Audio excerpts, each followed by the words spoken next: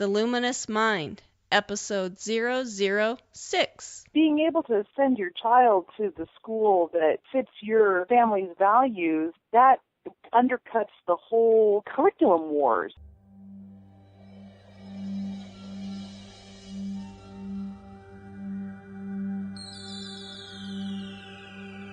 Benjamin Franklin once said, "Do not curse the darkness, rather light a candle instead."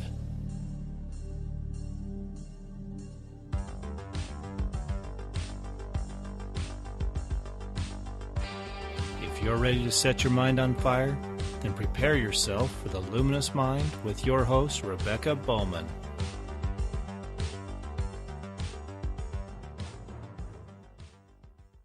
Today's fire starter has really created disruptions in education as she's worked in public policy both at the state level and nationally. She also homeschools her own kids. Welcome, Briana from Western Idaho. I really respect her. She's a really fun lady. We've had lots of fun times. If you want to go ahead and briefly tell us some things about yourself with your family and hobbies and passions, and then maybe what you're doing professionally. Yeah, you bet. Well, thank you for having me. And, so you and I have known one another a long time. We've been on trips together, and a trip in particular to Washington, D.C. together. That was a lot of fun. And we actually got some public policy work done there. That was super cool. But, my husband Tom and I just celebrated our 20th wedding anniversary this year. Woo-hoo. And, and so we've got 3 children.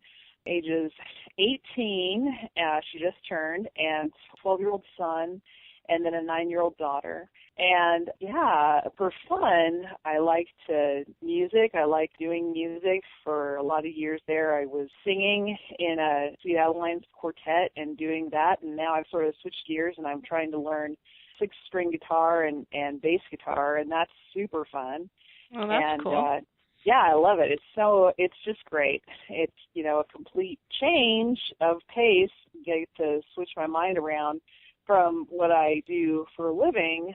I'm executive director of the Idaho Federation of Independent Schools, which is a new private school association for Idaho's private schools. That's awesome. And can you tell us a little bit about that and what your legislative goals are? Yeah, so we're pretty newly incorporated, and then we've been incorporated for more than a year, but we really only recently received 501c3 nonprofit status. So we have a board of directors, and I'm the executive director, and our goal is to promote and protect Idaho's private independent schools so that they can continue to do what they do so well. We've got a huge variety of private schools in Idaho. As members of the Federation, we have an international baccalaureate school here in Boise. It's called Riverstone.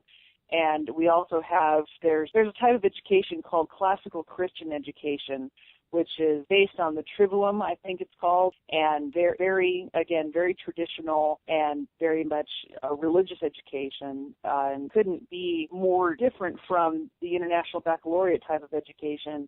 Nevertheless, Idaho has all these different kinds of private schools, and they all produce great kids who are going to be able to do whatever they want to do with their lives. And just as I would love to have, as a neighbor, a graduate from BYU, Idaho, or Gonzaga, or the University of Idaho, or Reed College over in Portland, and those are all schools that offer a very different education. They all yield good citizens people who we want to have remain in Idaho and produce and do good things for our state. So it's the same concept with the grades K through 12.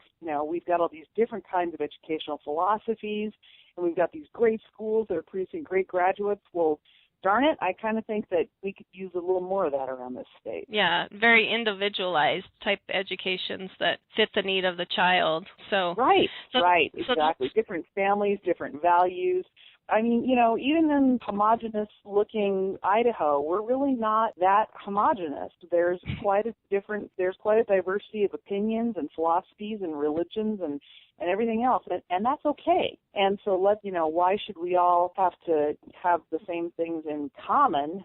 hint, hint, in order to have an education. Why is it not okay? It's okay at the college level. The education you're going to get at BYU, Idaho is going to be very different from the education you're going to get at Reed College. But you know what? They both count, right? So yeah, why exactly. is that not okay at K through 12? Well, and I read a great Cato article that talked about a lot of people tout how our public schools create all this cohesion, but in reality, many times it's our private schools that do that, and they come together sometimes because of the educational philosophy. Like if you're going to a Montessori school, many of those parents are different religions and different life goals, but when they come together because they all are driven by the Montessori method, they tend to work better together and they actually see each other's differences. I'll have to find that article and put it in the show notes. And they said that a lot of times because they're paying for it themselves, right. It's not a compulsory thing. Like with tax money, we basically are told which schools these are going to go to, and then we end up seeing all this fighting because,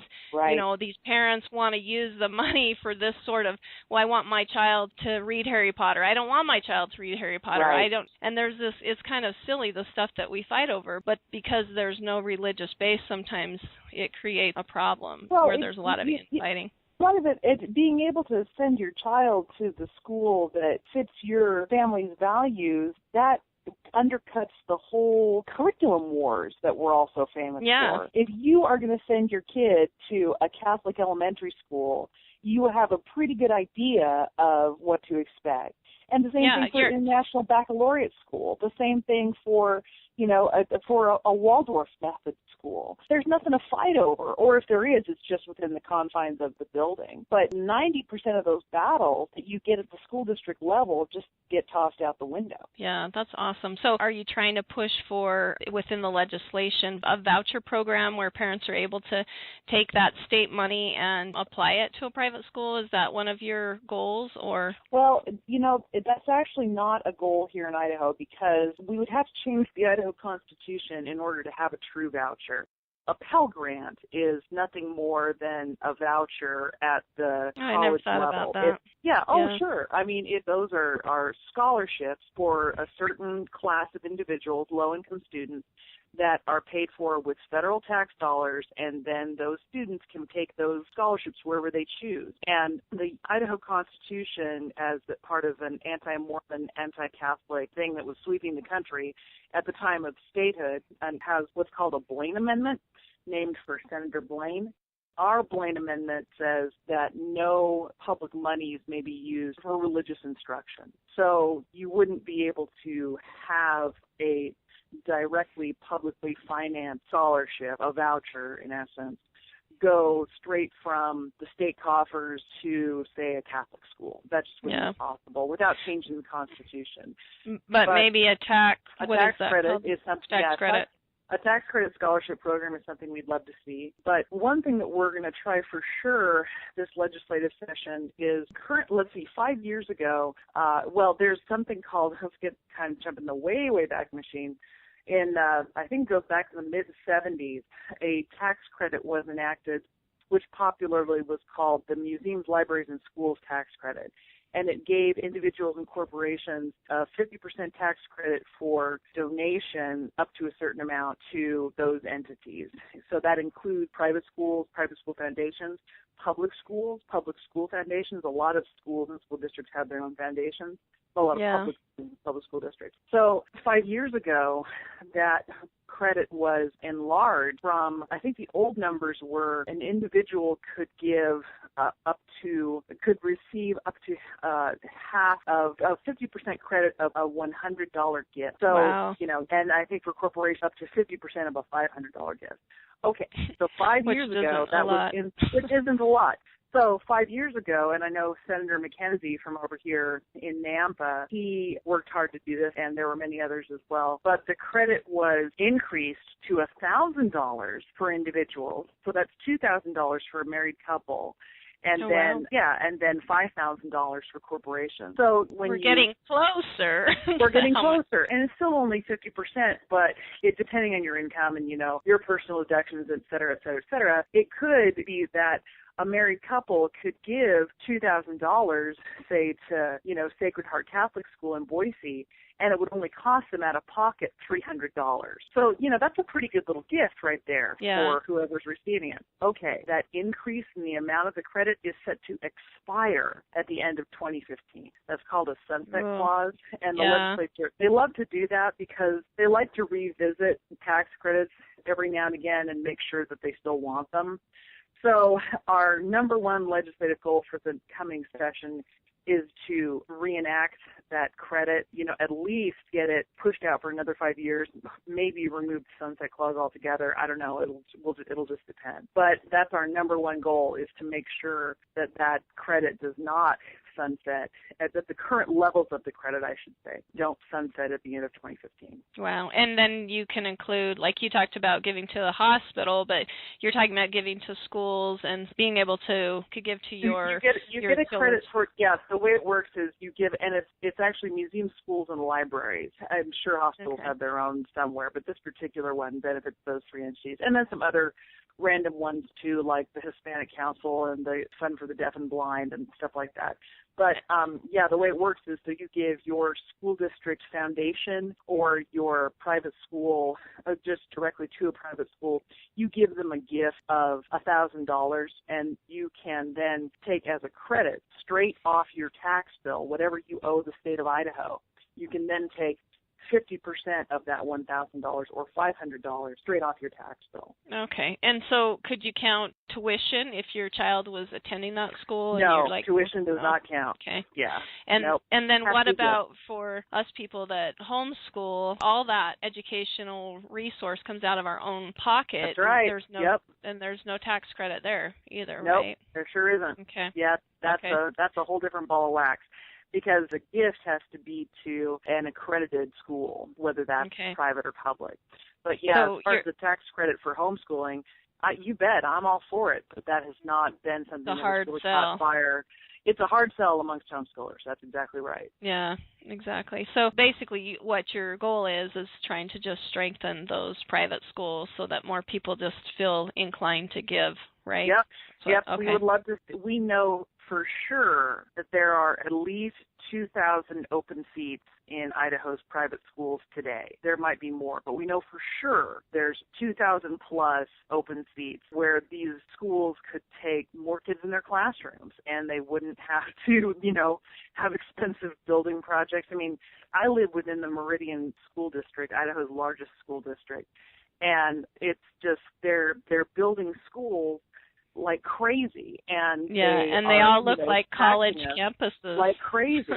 And and meanwhile, just within the physical boundaries of the Meridian School District, we have Coal Valley Christian, Idaho's largest private school. We have Ambrose. We have, and then just barely outside it, we have Bishop Kelly.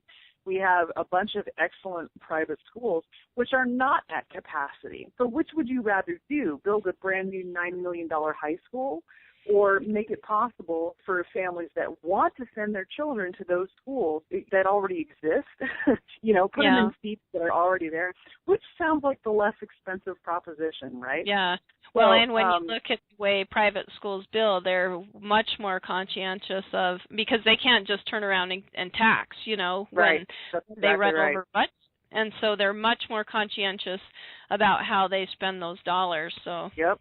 The bottom line is, private schools produce great students. They produce great graduates. They produce kids who can then go on and do whatever they want with their lives. And so we think in a state where education is a concern, there's kids who don't, for whatever reason, who don't go on to college. And so if we're really serious about having kids graduate from high school and go on, as the Albertson Foundation puts it, then darn it, why shouldn't it be public policy to get them into schools that already are a proven quantity and a proven success, and that are working for them and fit the child's needs? So definitely. Yep.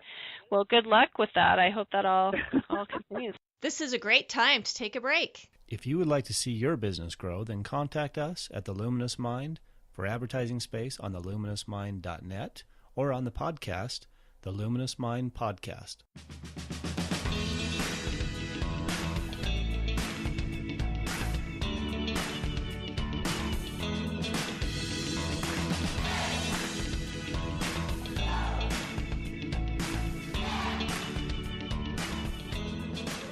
Welcome back to the Luminous Mind. Listening to you, I know your educational philosophy has changed quite a bit. Can you tell me, like, how your paradigm has changed and what caused that to happen? Oh, well, I don't know. You know, well, what do you mean? Like, what do you mean? What do you think? What do you think has changed since you and I last sat down and talked? It's been years, I'm sure.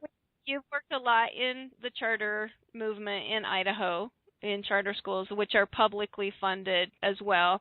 And then you've homeschooled, and you started out with a public charter school, a virtual online school with that. Is that correct? Yep. And then absolutely. now, last time I talked, I think you're doing like your own type curriculum where you're not using. They are partly enrolled in the same virtual charter school that they've been, that we started off with Lothi's many years ago. And I still love that school, and I love the curriculum that's available through it. I don't know, are we going to name names here? Can I just say? I hope. Yeah. Go ahead. I love K-12. I love the product. I love the curriculum. And so to the extent that the school itself has, I think, gotten too much into standardized testing. And so they are, but we can still do some of the classes that we've always enjoyed. And I guess my fundamental thinking towards, this is just our philosophy here at, Chez LeClaire, and this is not necessarily, what's good for us is not what's good for the entire universe, right?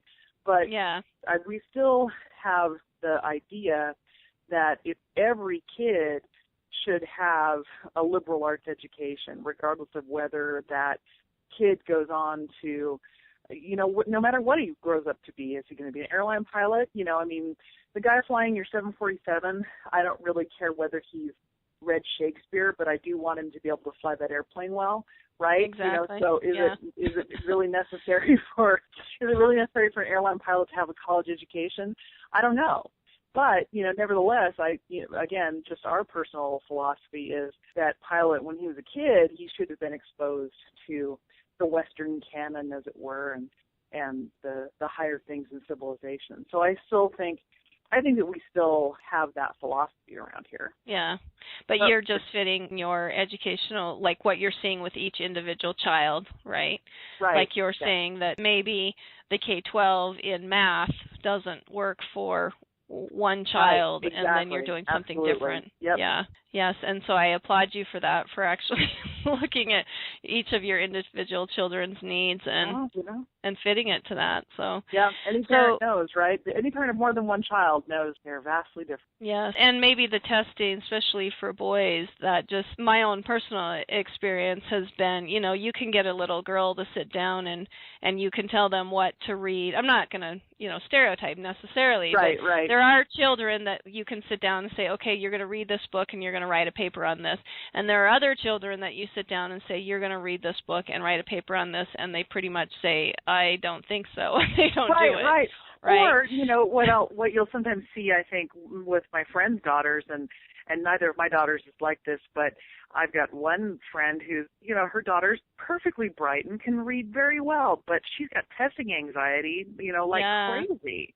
Yeah. And so there's no way that look at who we're asking to perform well on these, long, and then high stakes tests. Little teeny people, how can that be right? Yeah, and that's awesome. I love how you're looking at that with your children, and maybe that's where your educational philosophy has changed, where you're able to see that the same philosophy doesn't work for every child. Right, absolutely. So what was your personal educational experience?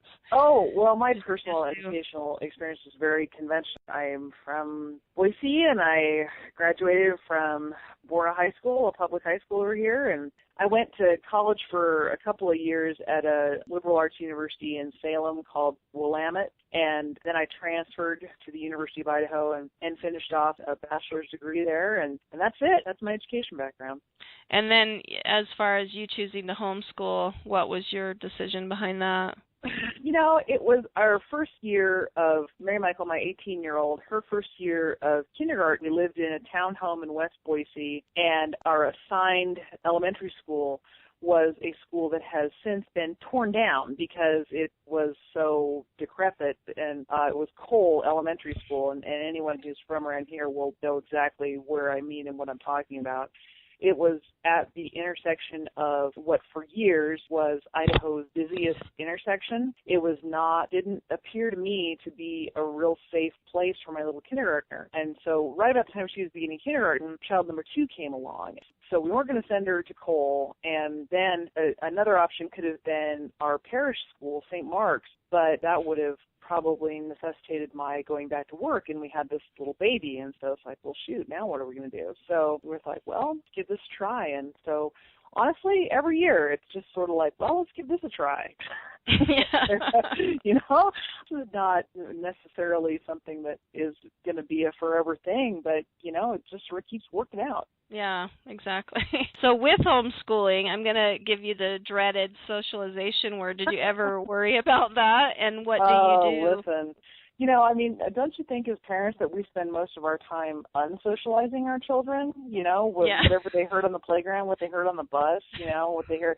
I do that anyway, and we don't live in a vacuum. We live in suburbia, and we live in very close quarters to our neighbors, and we've got great neighbors, I could be wrong, and it's really nice to be able to kick the kids to the curb and not have to see them till the streetlights go on. It's a really nice thing. But, you know, nevertheless, it's not like we're outside the culture here. We're, unfortunately, for better or for worse. You haven't locked them in a closet and...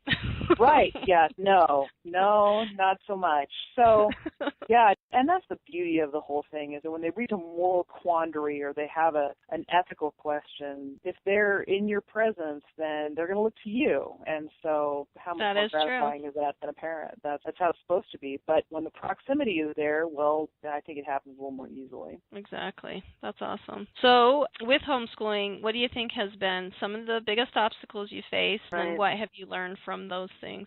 I think the biggest problem is get to the point where it just is never done, where it can be such a time suck, and it just depends on your personality. I mean, if you tend to be the kind of person, if you tend to be a perfectionist, if you tend to be the kind of person who is just like, well, if I worked this hard, then if I just work a little bit more, this is going to be even better. Sometimes with homeschooling, you have to just sort of back off and say, you know what? I love that. This is good enough. This is going to work. And if I missed something, you know what? They can Google it. And so they'll figure it out. So And sometimes the more you push as a parent, you take that responsibility to learn off the children's shoulders. Yeah, and then and sometimes when you back off and you say, you know what, this is your education, they do pick it up. I mean, they'll go, oh, I actually have to take responsibility for this. And and amazingly, they can. So that would probably be the biggest challenge, is just sometimes it's okay to just say that this is what I've done, and you have to sort of I'm in this awesome co-op. We've been meeting a long time. I don't even know how long, like probably 10 years now. But there's just a real, I mean, the co-ops are so great. You know, we've got some real talent in this co-op. And between the moms and the dads, we've got, somebody is an expert in practically anything that you could ever study or talk about or bring about. Right. Or every unit of science, we can find somebody who that's their specialty. So it's really tempting, if it's something that you know about, to just really go crazy. We're going to have the best presentation, and we're going to have the best field trip, and we're going to have and sometimes you don't need the best. Sometimes 80% or maybe even, 60% is pretty darn good. And you just to pique their interest sometimes. Right. Yeah. Right. Yeah, exactly. And just, do the thing. And if they come back to you and they're really, really interested in electromagnetism or whatever it is, then you can find out more resources for them. But not everything has to be like a cake boss cake kind of experience. Sometimes just a plain old chocolate Duncan Hines out of the box is going to work. Well, and I love what you're kind of saying here is people are thinking about homeschooling. Sometimes they're like, well, I don't know enough in X, Y, and Z subjects to do an adequate job. But you're actually saying that reaching outside into the community. When we say homeschool, totally. that's almost a bad thing to call it, because it really is. I mean, you're reaching out. You're using a lot of different resources in the community to teach your kids. Well, it just, right. I don't know any other way to do it, and it really, honestly, I don't really know any other way how to do anything, because it's how I do my job. I mean, I certainly don't. I didn't go to private schools, and I don't know there's a lot I don't know about private schooling. And not only that, but there's a lot I don't know about how to get from point A to, point B to point Z, where we eventually want to go. But, I may not know much, but what I do know is how to find someone who does know it. And exactly. Honestly, homeschooling is a lot like that. Great. What are some successes that you've seen? And maybe can you tell us some personal habits you have that make you successful? Well, I would say that the greatest success with homeschooling has been that our senior in high school is, I think, going to be very she's successful. That old. I can't either. Yeah, tell me about it. How old does that make me, right? But let's just not go there. I think she is going to be successful in whatever she puts her mind to. And I think the lessons that she's learned, taking responsibility for her own education and not being coddled, I guess, has been very much helpful towards that goal, because she really, there have been a lot of times when it's been just she's had to figure something out on her own. And that's going to always put her in good stead, I think.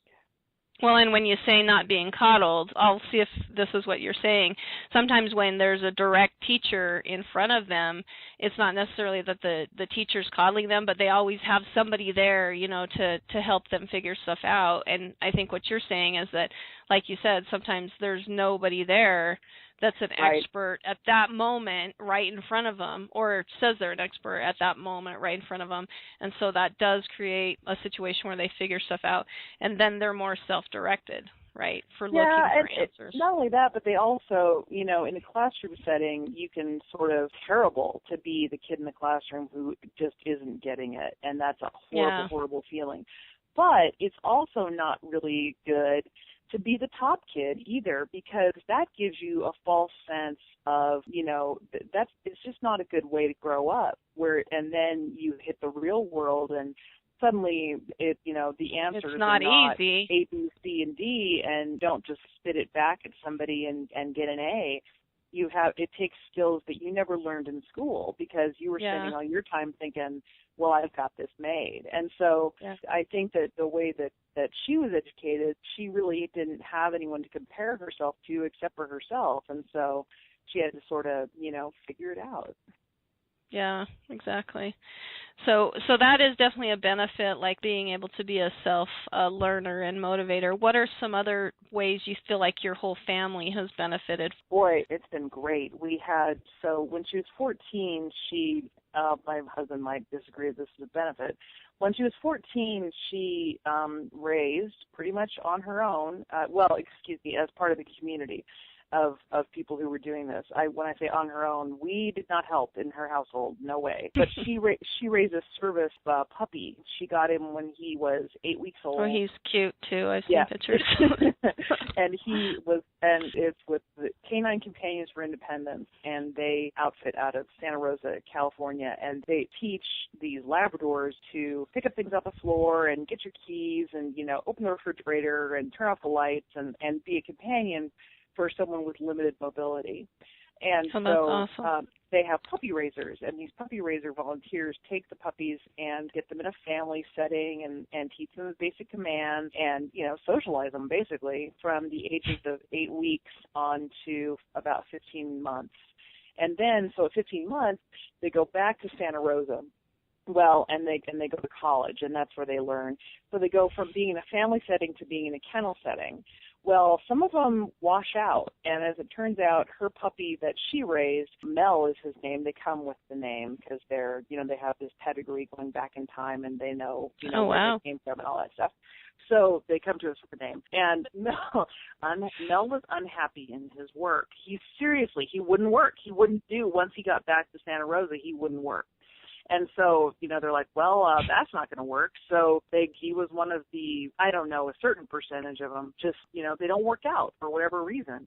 And he was one of them. So the first person they offer him back to is the family that raised him. And so, yeah, so we now have this Labrador, and he is a hair machine. I tell you what, those dogs. But that was a wonderful experience. And another thing that she's been able to do, well, a couple other things. She's had a job where she's worked 15 hours a week since she was 16, and she works at Flying Pie Pizza, which is sort of a Boise institution. It's a pizza place, right? But it's also like the cool pizza place. So so she feels she's pretty awesome because she gets to work there. But that's been helpful in the family finances because stuff that she wants, she can buy it. And the other main thing that that's, she's working 15 hours a week, and some of that is over the lunch hour, and she wouldn't be able to do that. And you know what? There is something very gratifying about a teenager having a job where when someone tells them they have to clean a toilet, they have to do it just because someone told them to, because, that's what you do. They want to keep their job. Right. And so it's not just your mean old mom who, makes you do stuff just because I say so. So it's sort of good for them to find out that, guess what? That doesn't stop at home. Once you move out, it's not like that ends. But just whatever you want. Right. Yeah. Guess again. But the most gratifying thing that's been the case is she's been able to be part of an improv troupe here in Boise called Comedy Sports. And it's a chain. There's one in Provo, actually, so some of your listeners might be familiar with that one. They are fun. If you've ever seen the show Whose Line Is It Anyway? They're just like that. And so they do improvisational comedy. She started doing that when she was 16. I think, this is obviously her mother, so I'm prejudiced, I think she is funny. Yeah, I've actually been around her. I know she's pretty funny. She's hilarious, and I hope she goes places with it, and I hope she can, I don't know, make a living doing comedy or doing I don't know what, but she's got a gift for it, and it's been something that she's been able to explore because she has time for it, and the reason she has time for it is because flexible hours.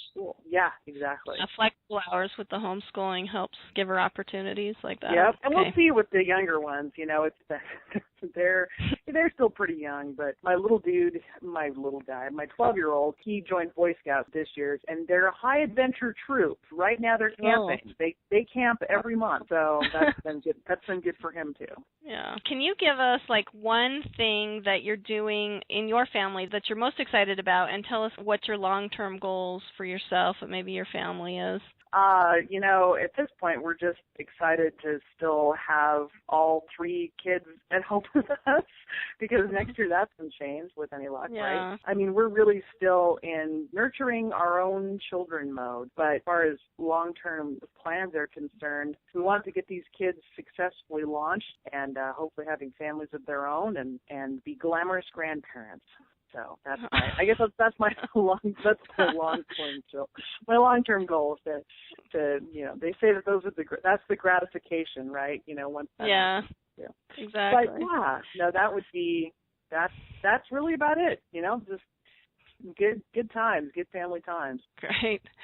Okay, so what advice or encouragement would you give somebody who's just starting out? And do you have any favorite books or resources that maybe they could use? Gosh, I would just say just go for it and don't worry about it because you're your child's best advocate and you're not going to fail in the way that you're afraid that you're going to fail, which is that you're not, I am not smart enough for this. Maybe you don't have a college degree. You certainly don't have a degree in teaching, but this is your child and this is your little person that has been entrusted to you to raise. And you take that, obviously, by even considering homeschooling, you take that commitment and you take it very seriously. It's not going to be over the continuum of doing it. That's not going to be the case. You can do this, I guess. You can find the resources. There's not going to be over the continuum of doing it. That's not going to be the case. You can do this, I guess. You can find the resources. There's tons of resources out there. There's almost too many. There's almost too many, that's right. Yeah, exactly. That's so true. But it's just not, it's fun. And I guess maybe one word of caution I would say is that both spouses have to be on board with this. If there's some, because if there's reluctance or someone's just dead set against it, I would say reluctance, maybe go for it, give it a try. But if someone, the husband, the wife, well, it's probably going to be the wife who's going to be home doing it, but not always. But if your husband is like, no way, no how, we're not going to do this, then don't. There's more than one way to skin the education cat. Well, and likewise, if you're a husband and you're wanting your wife to do it and she's saying absolutely not, do not push her to respect that. Too. Yeah, absolutely. I mean, you'll get them raised, you'll get them educated because you care about it, and so you'll make it happen one way or the other. Yeah. Everyone's always questioning what they're doing educational-wise for their children is the best. I mean, I run into public school parents that feel the same way, that are wondering if this is what they should be doing. So questioning what you're doing, sometimes that's just par for the course of having children. And so just go for it. Go for it. You're not going to hurt them. So as our last question, what changes would you like to see in the future? I mean, you have, like I said in your intro, you've been such a disruption to the educational movement already. What changes in the world would you like to see? If I could wave a wand, exactly. I would like to see more children into the education that truly gets them educated, and the education that then helps them to grow up to be the people that they were meant to be. And that might look very, very different from one child to the next. So more choices and more ability to actually take advantage of those choices for families. Yeah. If you're a low-income family, you can't. So, exactly. Yep. Well, thank you so much for joining us, and hopefully we'll be able to see some of those changes that you're talking about. I sure hope so. Thank you for listening to The Luminous Mind. We need more fire starters like Briana. To join us, go to our website, theluminousmind.net, where you'll be able to click on the Fire tab and become a fire starter today. Also, like us on Facebook, follow us on Twitter and Google+, and subscribe to our YouTube channel, as well as in iTunes and Stitcher. Help us continue to light minds on fire and change the paradigm of education.